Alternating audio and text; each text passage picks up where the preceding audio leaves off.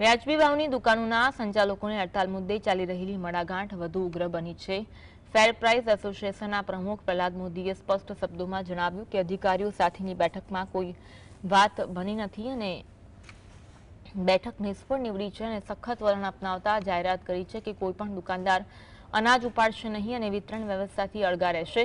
આ નિવેદનથી સ્પષ્ટ થાય છે કે સરકારનો સમાધાનનો દાવો ખોટો છે અને ગરીબોનું રાશન વિતરણ અટકેલું રહેશે। જો કે એક બાજુ સરકાર સમાધાનનો દાવો કરી રહી છે, બીજી બાજુ પ્રમુખનો ઇનકાર। હવે સવાલ એ છે કે ખરેખર કોનું ચાલી રહ્યું છે।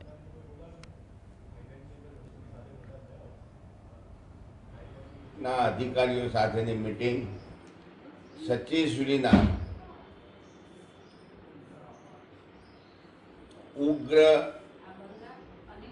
બાબતના કારણે પ્રતિકાર કરતા ઉગ્રતા ઊભી થઈ અને મીટિંગ કોઈ પણ પરિણામ વગર